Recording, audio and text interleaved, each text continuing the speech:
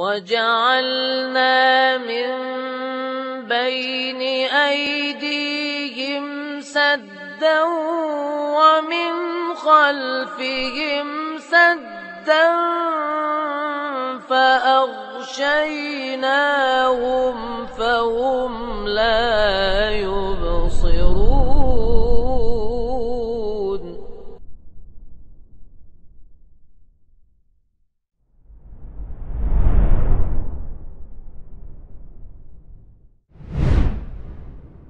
Bismillahirrahmanirrahim. Assalamualaikum warahmatullahi wabarakatuh.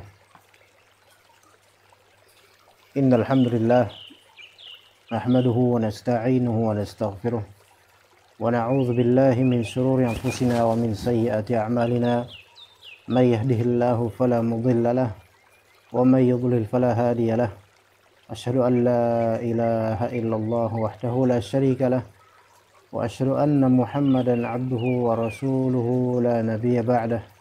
فقد قال الله تعالى في كتابه الكريم: يا أيها الناس اتقوا ربكم الذي خلقكم من نفس واحدة وخلق منها زوجها وبث منهما رجالا كثيرا ونساء واتقوا الله الذي تساءلون به والأرحام إن الله كان عليكم رقيبا. فإن أصدق الحديث كتاب الله وخير الهدي هدي محمد صلى الله عليه وسلم وشر الأمور محدثاتها وكل محدثة بدعة وكل بدعة ضلالة وكل ضلالة في النار. أما بعد. Baik, ayolah ikhwah rahimani wa rahimakumullah. Kita melanjutkan kajian tafsir surat Al-Kahf. Ayat yang akan kita bahas insyaallah taala dimulai dari ayat ke-25 dari surat Al-Kahf, yaitu surat Al-Kahfi. Dan insyaallah pada sore hari yang berbahagia ini kita akan membahas ayat 25, 26 dan 27 biidznillah taala. Dimulai dari ayat 25, Allah Subhanahu wa taala berfirman: وَلَبِثُوا فِي كَهْفِهِمْ 300 سِنِينَ وَازْدَادُوا 9. Mereka menetap di gua mereka ini selama 300 tahun plus 9. وَازْدَادُوا 9 bertambah 9. Jadi kalau di total 309 tahun berada di dalam gua atau menetap di dalamnya. Jadi ini masih kisah Ashabul Kahfi, ya. Dan ada keajaiban yang luar biasa yang Allah Ta'ala tuturkan, yaitu menetapnya mereka di dalam gua selama 309 tahun, ya. Jadi Masya Allah. Dan ini adalah kuasa Allah Subhanahu wa taala terhadap Ashabul Kahf. Di antara faedah keimanan terhadap ayat ini adalah bahwasanya Allah Subhanahu wa taala Maha Kuasa atas segala sesuatu. Hal yang mungkin mustahil bagi manusia itu terjadi, melainkan mudah bagi Allah untuk menciptakannya atau mengadakannya. Namun bukan berarti ayat ini melegalisir keyakinan sebagian orang bahwasanya yang mati bisa hidup kembali di dunia ini.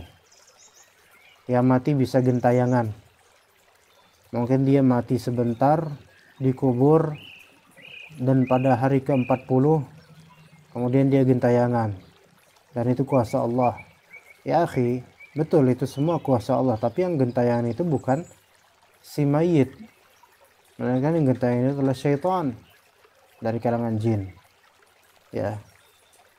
Dan syaitan dari kalangan jin bisa melakukan seperti itu pun ya Allah Ta'ala yang menciptakannya sebagai fitnah dan ujian bagi orang-orang, apakah mereka mempercayai syaitan atau mereka menganggap bahwa itu hanyalah permainan syaitan belaka.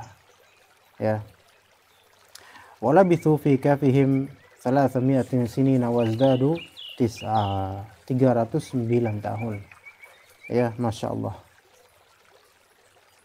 Kemudian ikhwas sekalian, Allah Subhanahu wa taala menyebutkan dalam ayat 26, Qulillahu a'lamu bima labithu lahu ghaibus samawati wal ard absir bihi wa asmi' ma lahum min dunihi min waliyyin wa la yusyrik fi hukmihi ahada. Qul, katakanlah, Allahu a'lamu bima labithu. Allah lah yang paling mengetahui tentang menetapnya mereka di gua tersebut. Allah yang paling tahu.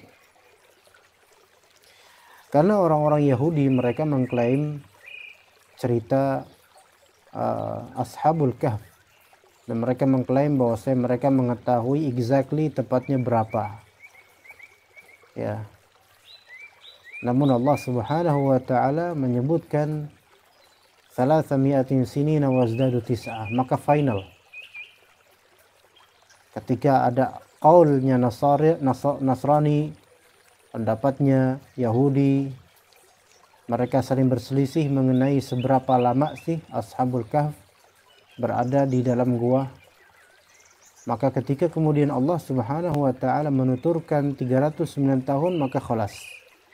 Al-Quran menjadi qaul fasl, yaitu perkataan yang tidak bisa digugat oleh pendapat-pendapat lain atau pihak-pihak lain yang menyelisihinya. Maka kita ikut sebagaimana di Al-Quran, karena Allah Ta'ala yang mengabarkan. Ya. Taib. Qulillahu a'lamu bima labithu. Allah Ta'ala katakan kepada mereka, Allah Ta'ala lah yang paling tahu seberapa lama mereka itu menetap di gua. Lahu ghaibus samawati wal ard. Lahu ghaibus samawati wal ard. Kutipan ayat ini memiliki dua maksud atau dua pemaknaan. Pemaknaan pertama, lahu ma ghaba fis samawati wal ard. Milik Allah lah apa-apa yang gaib di langit dan di bumi. Ya. Milik Allah lah apa-apa yang gaib di langit dan di bumi. Itu makna pertama. Makna kedua, lahu ilmu ghaibis samawati wal ard. Milik Allah lah pengetahuan tentang apa yang gaib di langit dan di bumi. Jadi ada dua makna lahu ghaibus samawati wal ard. Makna pertama, segala yang gaib di langit dan di bumi itu milik Allah. Makna yang kedua, Allah memiliki segala ilmu tentang segala hal gaib di langit dan di bumi. Jadi yang pertama itu kepemilikan terhadap gaib, yang kedua mengilmui segala yang gaib. Dan dua-duanya hak. Karena segala yang gaib itu milik Allah. Karena itu semua yang gaib milik Allah, maka Allah Ta'ala mengetahui segala perkara gaib. Dan di antara perkara gaib, di antara perkara ada gaib yang sifatnya mutlak, ada gaib yang sifatnya nisbi. Ini yang perlu betul-betul difahami baik-baik. Ada gaib yang sifatnya mutlak, ada gaib yang sifatnya nisbi. Gaib yang sifatnya mutlak, maka itu yang disebut mafatihul ghaib. Di antaranya adalah mafatihul ghaib. Ya. Innallaha 'indahu 'ilmus sa'ah wa yunazzilul ghaitha wa ya'lamu ma fil arham wa ma tadri nafsum madza taksibu ghadan wa ma tadri nafsum bi ayyi ardin tamut. Itu gaib mutlak di antaranya. Bahwasanya Allah Ta'ala mengilmui tentang hari kiamat. Jadi kapan hari kiamat terjadi, maka hanya Allah yang tahu. Bahkan malaikat peniup sangkakala pun tidak mengetahui, padahal itu tugasnya beliau untuk meniup sangkakala ketika kiamat terjadi. Maka jika ada seseorang yang mengklaim bahwasanya dia mengetahui kapan kiamat terjadi, maka kafirlah orang tersebut. Ya. Kemudian begitu pula dengan masalah turunnya hujan. Kalau misalnya manusia memperkirakan akan turunnya hujan melalui riset scientific berupa mempelajari arah angin, awan, dan matahari, maka selama ini bisa dijelaskan secara saintifik dan memang ada alasannya dan betul ada kaidah-kaidah keilmuannya, maka ini bukan disebut iddia ilmul ghaib, melainkan hanya memperkirakan cuaca. Tapi kalau misalnya memastikan dan mengatakan tanpa keilmuan ya sama sekali, dan mungkin mendapat bisikan bahwasanya besok akan turun hujan, maka ini sama dengan apa? Mengklaim ilmu ghaib. Maka yang seperti ini dikhawatirkan bisa kufur. Kemudian wa ya'lamu ma fil arham, Allah Subhanahu wa taala mengilmui apa yang ada dalam rahim. Nah, seseorang tidak boleh dia menebak-nebak apa yang ada di dalam rahim seseorang hanya dengan indikasi yang tidak ada nyambungnya dengan rahim tersebut. Ya. Begitu. Tapi kalau misalnya dilihat dengan USG atau dengan cara kedokteran, itu tafadhol, tetapi itu pun tidak bisa memastikan, ya, tidak bisa memastikan. Kemudian wa ma tadri nafsum madza taksibu ghadan, dan tidak ada jiwa yang mengetahui, nyawa yang mengetahui apa yang dia dapatkan esok hari. Mungkin seseorang bisa memprediksikan, tapi dia tidak boleh memastikan karena itu gaib. Masa depan itu gaib buat dia. Wa ma tadri nafsum bi ayyi ardin tamut. Tidak ada jiwa yang tahu di bagian bumi mana dia akan wafat. Maka semua ini gaib mutlak. Seseorang tidak boleh bahkan menduga-duga pun jangan, dia akan mati di mana, enggak boleh. Ya, boleh seseorang berharap wafat di usia tua dalam ketaatan, boleh. Boleh seseorang berharap wafat ketika dia di Madinah, tafadhol. Tapi tidak boleh dia memastikan bahwa dirinya akan wafat di suatu tempat tertentu, enggak boleh. Karena ini sama dengan apa? Mengklaim, mengilmui hal yang gaib. Nah, ini haram.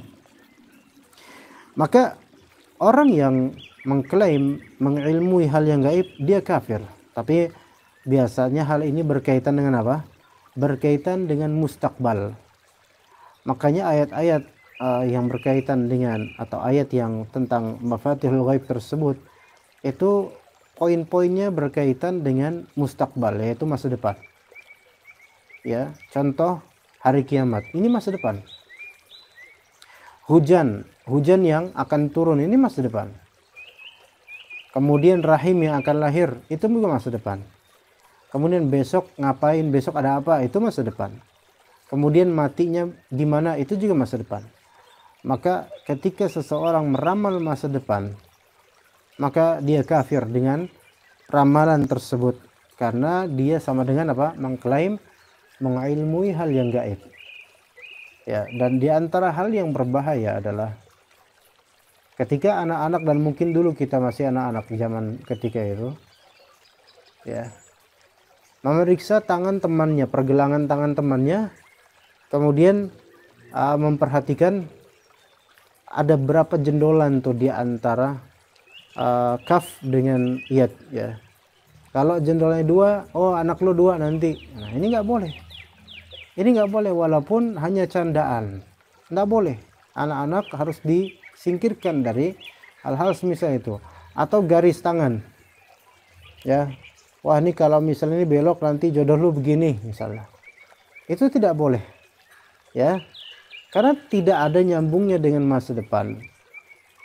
Kemudian juga itu hal yang memang tidak bisa diketahui oleh siapapun. Siapa jodohnya nanti ketika tua, nggak boleh, nggak bisa, nggak ketahuan, itu masa depan. Maka hati-hati dengan apa? Dengan mengklaim bahwasanya saya tahu nanti apa yang akan terjadi. Dan belakangan telah meninggal seseorang yang mengklaim ilmu gaib. Dia dukun sebenarnya, mengklaim nanti akan terjadi begini begitu. Bahkan ketika ditanya, apakah Anda tahu kapan Anda akan mati, kemudian dia berpikir sejenak dan dia bilang tahu, tapi dia tidak mau memberitahu. Ketahuilah, pertama, dia telah kufur dengan hal tersebut. Yang pertama. Yang kedua, dia berdusta. Dia berdusta. Ya. Dan dia kadzub. Dan dia antek iblis yang seperti ini. Maka kematiannya adalah kebahagiaan kita. Karena orang-orang yang seperti ini menyesatkan kaum muslimin. Ya, walaupun pada asalnya dia ini muslim, bahkan mungkin pakai jilbab atau hal lain, tapi karena mengklaim masa depan, maka dia keluar dari Islam dengan itu. Maka orang yang mengetahui ilmu tentang ini dan mengetahui keadaan dia yang telah keluar dari Islam dengan klaim seperti itu, maka haram untuk mensolati dia. Nggak boleh karena kekufurannya. Ya, jadi hati-hati. Inilah bedanya antara menerawang hal yang bersifat futuristik dibandingkan dengan menerawang hal yang bersifat eksis saat ini hadir atau yang telah lampau. Ya, maka dikatakan oleh para ulama kalau dia mengklaim mengetahui masa lampau, maka dia tidak langsung dikafirkan. Nah, di antara dukun yang populer diangkat oleh sebagian televisi, diangkat pula oleh sebagian media sosial dan juga punya channel. Namun kita tidak menyebutkan nama-namanya di sini. Yang saya tahu pokoknya depannya Om gitu. Terusannya silahkan terusin aja sendiri. Nah, orang ini kerap diajak ke tempat-tempat keramat, kuburan-kuburan tertentu untuk diwawancarai. Wawancara apa? Yaitu wawancara mengenai apa yang telah terjadi di tempat ini, sejarah apa yang berlaku di tempat ini di masa lalu gitu loh. Kemudian dia pun mengatakan apa yang menjadi instingnya, mungkin mencari kabar dari jin atau langsung dapat bisikan dari syaitan. Memang pada awalnya seperti ini kalau cuma klaim saja, cuma menceritakan saja ngasal misalnya, ini mungkin tidak langsung dikafirkan ya. Tapi ini adalah gerbang menuju kekufuran. Karena bagaimanapun sebenarnya dia sedang mengklaim mengetahui hal yang gaib. Walaupun itu masa lalu. Dan kabar yang dia temukan bukan dari bukti-bukti otentik sejarah. Bukan dari literatur yang termaktub. Bukan dari omongan yang terlisankan di tengah masyarakat, bukan. Melainkan mengambil resource dan referensi dari yang gaib, yaitu syaitan. Dikhawatirkan ini adalah penjerumusan halus terhadap kekufuran dan kesyirikan. Makanya seperti ini bahaya. Mengklaim hal yang gaib seperti ini bahaya sekali. Bahaya, sangat bahaya. Atau mengklaim sesuatu yang mawujud, ada, hadir, tetapi gaib. Ya. Seperti anak-anak indigo. Mengklaim tuh di situ ada ini, di situ ada ini. Dan kita lihat nggak ada apa-apa. Maka ini sama dengan mengklaim ilmu gaib. Tapi gaib yang seperti ini, gaib yang sekarang hadir, sekarang ada, atau telah berlalu, itu bukan gaib mutlak. Bukan gaib mutlak. Karena bisa diketahui oleh pihak-pihak tertentu, diantaranya kalangan jin. Adapun kalau misalnya mengklaim mengetahui masa depan, maka ini berarti mengklaim mengetahui yang gaib mutlak. Dan ini hanya Allah Ta'ala yang tahu. Maka otomatis orang yang mengklaim akan mengetahui masa depan, maka dia kufur, keluar dari Islam. Ya. Maka seseorang kalau misalnya mendatangi dukun, dan dukun itu sekarang kan nggak mesti dukun itu pakaiannya pakai pakaian jarik misalnya, nggak mesti. Bahkan dukun pakaiannya mungkin sama dengan apa yang saya pakai, bahkan kelihatan lebih alim. Tapi kemudian kalau seseorang mendatangi orang-orang seperti ini, dukun-dukun seperti ini, kemudian bertanya tentang mustakbal, bertanya tentang masa depan, dan membenarkannya, maka dia kufur kepada Allah Subhanahu wa taala dengan membenarkan itu, ya. Karena dia telah mendustakan firman Allah Subhanahu wa taala di surat An-Naml ayat 65. Qul la ya'lamu man fis samawati wal ardil ghaiba illallah. Katakanlah tidak ada yang mengetahui apa-apa yang di langit dan di bumi dari yang gaib, atau tidak ada siapapun di langit dan bumi, malaikat, jin, manusia, yang mengetahui yang gaib melainkan Allah Subhanahu wa taala. Ya. Maka lahu ghaibus samawati wal ard. Di sini artinya bisa apa? Segala yang gaib itu milik Allah. Segala yang gaib itu diilmui oleh Allah. Dua makna. Kemudian ikhwan, ketika kita diganggu oleh syaitan dari kalangan jin, baik gangguan kecil maupun gangguan bisikan, atau gangguan bahkan gangguan seperti santet, maka yang paling pertama yang harus seorang muslim bersikap dengannya adalah al-luju' ilallahi ta'ala. Dia bernaung kepada Allah Subhanahu wa taala, kembali ke Allah, dan tidak boleh mengandalkan dirinya sendiri. Dia wajib bergantung pada Allah, tidak bergantung kepada peruqyah, tapi peruqyah sebagai wasilah kesembuhan. Bergantunglah kepada Allah semata. Begitu juga dengan masalah virus corona. Virus corona ini adalah gaib nisbi, gaib bagi orang awam seperti kita. Kita tidak melakukan riset, Bang. Kita tidak melakukan riset. Kita tidak punya mengetahui persisnya bagaimana virus tersebut. Tetapi efeknya nyata.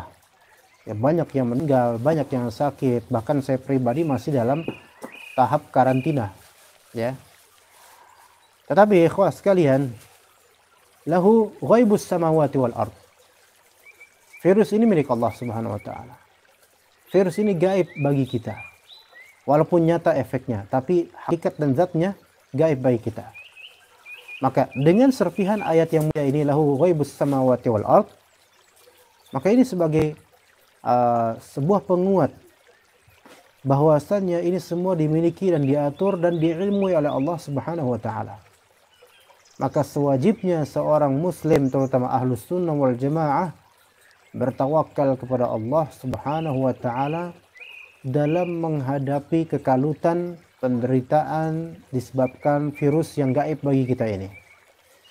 Ya. Dan ini juga sebagai sebenarnya peringatan orang-orang yang tidak percaya akan Allah Subhanahu wa taala, bahwasanya kalau kalian tidak percaya, kalau kalian percaya dengan adanya virus yang efeknya itu hanya sampai penyakit dan kematian, maka kenapa kalian tidak percaya akan adanya Allah Subhanahu wa taala yang asma dan sifatnya berkonsekuensi segala keterjadian dan kehidupan di alam semesta ini.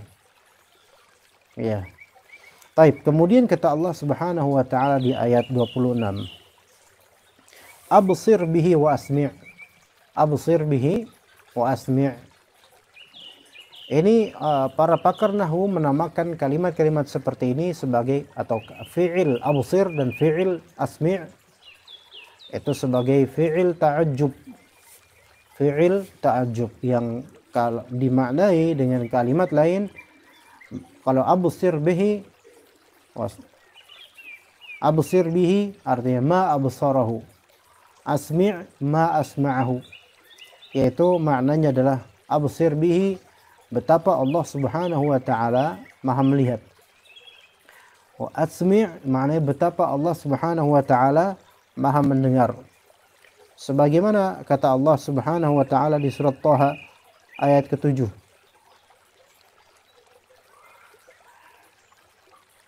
Wa in tajhar bil qawli fa innahu ya'lamu sirra wa akhfa. Dan jika engkau menjaharkan mengeraskan perkataan, sesungguhnya Allah Subhanahu wa taala mengilmui hal yang tersembunyi maupun hal yang tersembunyi dan yang paling tersembunyi. Allah taala Maha tahu itu, Maha mendengar. Makanya Aisyah radhiyallahu anha, ibunda kita, dalam kisah Mujadilah, yaitu perempuan yang mengeluhkan kepada Rasulullah sallallahu alaihi wasallam tentang hukum zihar, tentang sikap zihar yang suaminya itu mengucapkan kalimat anti alayya ka dhahri ummi. Kamu buat saya itu seperti punggung ibu saya, artinya kamu tuh haram buat saya. Maka datanglah perempuan tersebut kepada Rasulullah sallallahu alaihi wasallam. Dan Aisyah itu berada di hujrah, di kamar yang begitu kecil, di kamarnya. Rasulullah SAW sedang berbincang dengan perempuan tersebut, dan Aisyah radhiyallahu anha berusaha untuk menyimak, mendengar apa yang dibicarakan oleh perempuan tersebut mengenai keluarganya. Dan Allah Subhanahu wa taala kemudian nanti akan menurunkan ayat qad sami'allahu qawla allati tujadiluka fi zawjiha wa tashtaki ila Allah wallahu yasma'u tahawurakuma innallaha sami'un basir. Allah Subhanahu wa taala betul-betul telah mendengar perkataan perempuan yang telah mengajakmu diskusi tentang suaminya, dan perempuan tersebut tashtaki ilallah, mengeluh kepada Allah Subhanahu wa taala. Allah taala mendengar percakapan kalian berdua, yaitu percakapan Nabi Muhammad dan perempuan tersebut. Innallaha sami'un basir.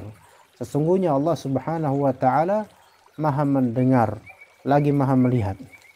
Maka Aisyah radhiyallahu anha kemudian berkata, Alhamdulillahilladzi wasi'a sam'uhu al-aswata. Segala puji bagi Allah Subhanahu wa taala yang pendengarannya itu begitu luas terhadap segala suara. Inni la fil hujrati wa innahu la yakhfa alayya ba'du hadithiha. Saya itu, kata Aisyah, sedang berada di kamar dan saya berusaha mendengar apa yang terucapkan oleh perempuan tersebut, dan ada beberapa kalimat yang saya tuh nggak bisa dengar, itu nggak kedengaran bagi saya, ya. Tapi Allah Subhanahu wa taala yang beristiwa di atas arsy, di ketinggiannya, di kemuliaannya, Allah taala Maha mendengar segala perbincangan tersebut. Lihat, ya. Jadi absir bihi wa asmi'. Kita imani bahwasanya betapa Allah taala Maha melihat dan betapa Allah Subhanahu wa taala Maha mendengar. Tapi nyalain pas. Ya, dan di kutipan ayat ini, ikhwan, perlu juga kita berpikir bahwasanya ketika manusia ingin berucap atau berbuat, maka betapa banyaknya manusia itu tidak terbesit di benaknya bahwasanya Allah Subhanahu wa taala mendengar dan melihat, ya. Baru ngeh kalau Allah itu mendengar dan melihat ketika apa? Ketika ada orang yang mengingatkannya, Allah dengar loh, Allah lihat loh, baru dia kemudian apa? Ngeh, oh iya ya. Ini saking apa? Kita ini ghafil. Kita ini saking banyak lalainya. Jadi baru ngeh akan kemaha mendengarnya Allah taala dan melihatnya Allah, baru ngeh ketika diingatkan. Kemudian ikhwas sekalian rahimani wa rahimakumullah, absir bihi wa asmi'. Ma lahum min dunihi min waliyyin wa ma lahum min dunihi min waliyyin wa la yusyrik fi hukmihi ahada. Ma lahum min dunihi min wali. Tidak ada penolong untuk mereka semua. Pertanyaannya, hum dalam malahum, ya, tidak ada penolong untuk mereka semua selain Allah Subhanahu wa taala. Hanya Allah yang mampu menolong mereka. Mereka di sini maksudnya apakah ashabul kahf atau as-samawat atau Allah atau siapapun yang ada di langit dan di bumi? Maka jawabannya adalah kemungkinan yang dimaksud di ayat ini ma lahum min dunihi min wali, tidak ada penolong selain Allah Subhanahu wa taala untuk mereka. Mereka di sini adalah siapapun yang gaib di langit dan di bumi. Zahirnya seperti itu karena itu yang lebih dekat. Maka segala yang ada di langit dan di bumi, walinya, penolongnya, pengurusnya adalah Allah Subhanahu wa taala. Tapi kita bagi wilayah menjadi dua wilayah, ya ikhwan. Wilayah ammah dan wilayah khassah. Wilayah ammah yaitu kewalian, pertolongan dari Allah Subhanahu wa taala, pengaturan dari Allah taala yang bersifat umum. Maka yang seperti ini pun hatta ikan cupang itu Allah taala yang atur. Hatta orang kafir Allah yang atur kehidupannya, Allah yang atur rezekinya, Allah yang menyelamatkannya di dunia. Tapi ada wilayah khassah, yaitu pertolongan dan kewalian khusus yang ini hanya untuk orang-orang beriman, terutama sekali di akhirat. Kita memohon kepada Allah Subhanahu wa taala agar Allah menjadikan ana dan juga antum dan juga kaum muslimin mendapatkan pertolongan dari Allah Subhanahu wa taala di dunia, lebih-lebih di akhirat. Kita sangat butuh itu. Ma lahum min dunihi min wali wala yusyriku fi hukmihi ahada. Dan tidak ada yang berserikat dalam hukumnya. Tidak ada seorang pun yang berserikat atau nimbrung dalam hukumnya, pengaturannya. Juga sebagaimana yang Allah Ta'ala firmankan di surat Al-An'am ayat 57. Inil hukmu illa lillah. Tidaklah hukum melainkan milik Allah Subhanahu wa Ta'ala. Di surat Asy-Syura ayat 10. Allah Subhanahu wa Ta'ala berfirman, "Wa makhtalaftum fihi min syai'in fa hukmuhu ila Allah." Dan apapun hal yang kalian berselisih di dalamnya, maka hukumnya itu harus kembali kepada Allah Ta'ala. Kafi duduk di bawah, lagi ngaji. Maka di sini hukum yang murni milik Allah Ta'ala, murni pengaturan dari Allah Ta'ala, ada dua, yaitu hukum kauni dan hukum syar'i. Hukum kauni yaitu segala takdir atas keterjadian segalanya. Maka itu hukum dari Allah Subhanahu wa Ta'ala terhadap kesemestaan. Ya. Dan tidak ada seorang pun, satu pun yang memiliki kontribusi dalam mentakdirkan. Hanya Allah saja yang mentakdirkan. Inil hukmu illa lillah. Wala yusyrik fi hukmihi ahada. Ini kalau kita lihat dari segi hukum kauni. Yang kedua ada hukum syar'i. Hukum syar'i ini juga hanya Allah Ta'ala yang mengatur, gitu loh. Allah Ta'ala yang menghukumi. Maka syariat Islam ini milik Allah Subhanahu wa Ta'ala. Yang membuat syariat Islam, yang membuat syariat siapa? Allah Subhanahu wa Ta'ala. Yang mengatur aturan atau syariat siapa? Allah Subhanahu wa Ta'ala. Maka ulama atau Rasul sebelumnya alaihi salatu wassalam itu sebagai mubaligh. Sebagai mubaligh itu sebagai apa? Sebagai penyampai dan pengamal, juga penyeru.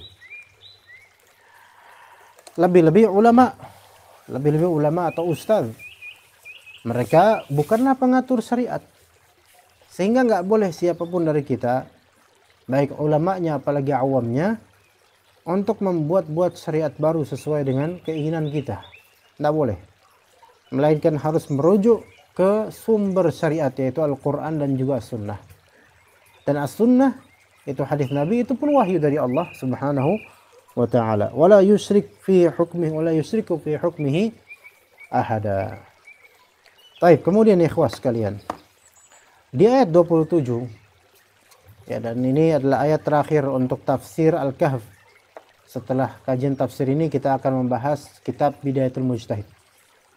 Kata Allah Subhanahu wa taala, "Watlu ma uhiya ilaika min kitabi rabbik, la mubaddila likalimatihi wa lan tajida min dunihi multahada." Watlu yaitu bacakanlah ma uhiya ilaika min kitabi rabbik. Bacalah hal yang telah diwahyukan kepadamu, yaitu kitab Rabbmu, yaitu Al-Quran. Bacalah Al-Quran wahai Muhammad. Jadi perintah juga untuk kita ya, bacalah Al-Quran, pelajari Al-Quran, ada kajian tafsir, pahami baik-baik. Watlu ma uhiya ilaika min kitabi rabbik. Maka ada perintah untuk tilawah. Perintah untuk tilawah.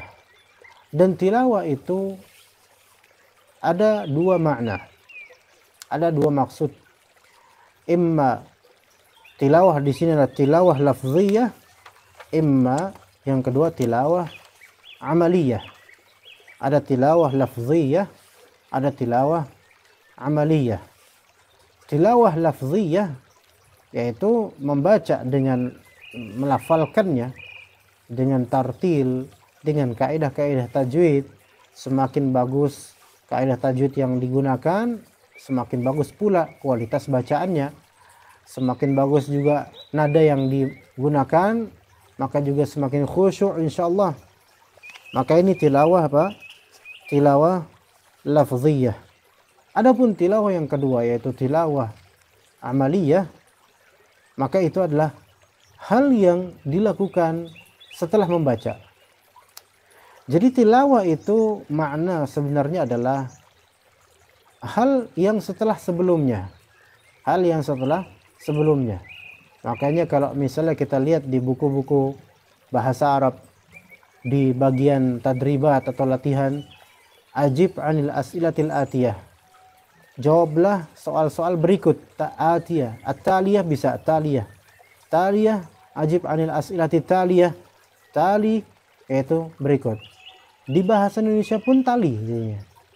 Tali dari tilawah, talin ya. Tilawah, tali. Maka ketika disebut tali, habl, tali. Kenapa disebut tali? Karena bertalian. Karena menyambut ke berikutnya. Terus berikatan. Dan seseorang itu ketika dia membaca Al-Quran tilawah lafziyah, itu kan membaca susunan demi susunan, bertalian, berikatan, terus menerus gitu. Itu tilawah lafziyah. Kemudian tilawah amaliyah, yaitu Anda beramal, mengamalkan apa yang Anda baca dari Al-Quran. Muskilahnya yang namanya mengamalkan Al-Quran ini, pertama-tama ya tentu butuh ilmu, pengetahuan tentang apa yang dia baca, maknanya apa ya gitu. Jadi pertama bacalah, watlu di sini maknanya bisa bacalah atau bisa juga amalkan. Karena Al-Quran ini bukan sebatas kitab untuk dibaca doang, melainkan dia tujuannya agar ditadabburi dan diamalkan. Ya, begitu. Dia bukan seperti, tentu bukan seperti lagu-lagu yang antum tidak mengamalkan isinya pun ya memang bukan untuk diamalkan gitu kan. Tapi Al-Quran diturunkan untuk diamalkan setelah dibaca. Kemudian ya ikhwah sekalian, watlu ma uhiya ilaika min kitabi rabbik la mubaddila likalimatih. Tidak ada yang dapat mengubah kalimat-kalimatnya. Ya, sebagaimana firman Allah Ta'ala di surat Al-An'am ayat 115, wa tammat kalimatu rabbika sidqan wa adla. Telah sempurna kalimat Rabbmu yaitu Al-Quran sebagai kalimat yang benar lagi adil. Kalimat yang benar lagi adil. La mubaddila li kalimatih.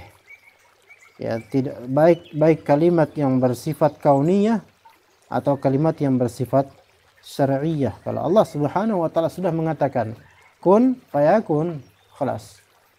Dan juga kalimatullah seperti kalamullah Al-Quran, tidak ada yang akan bisa mengubahnya. Maksudnya kalaupun diubah Allah jaga kemudian, nggak bakal diterima oleh orang Islam. Kemudian yang terakhir, walan tajida min dunihi multahada. Dan kamu tidak akan dapat menemukan tempat untuk condong selain dari Allah Subhanahu wa taala. Ya. Kamu tidak akan mendapatkan tempat kembali dan tidak pula tempat meminta pertolongan selain kepada Allah. Maka penting sekali untuk masa-masa seperti ini, ya, bahwasanya kita itu wajib bertawakal kepada Allah dengan semata-mata beribadah hanya kepadanya. Ya, apabila telah jelas bahwa hanya Allah semata tujuan kita kembali dalam segala urusan, maka jelaslah bahwa hanya Allah yang berhak untuk disembah dan dicintai, baik dalam kondisi lapang maupun dalam kondisi susah, sempit. Allah yang selalu kita butuhkan dalam segala keadaan. Allah Subhanahu wa taala yang selalu kita minta kepadanya dalam segala tuntutan. Maka teman-teman sekalian, ikhwan dan akhwat rahimakumullah, banyak-banyak baca Quran, berusaha mengamalkan Al-Quran, dan kita tahu bahwa saya tidak ada yang bisa melindungi kita kecuali Allah Subhanahu wa taala. Insyaallah kita lanjut dengan kajian kitab Bidayatul Mujtahid wa Nihayatul Muqtasid setelah ini. Wassallallahu ala nabiyina Muhammad wa ala alihi wa sahbihi ajma'in.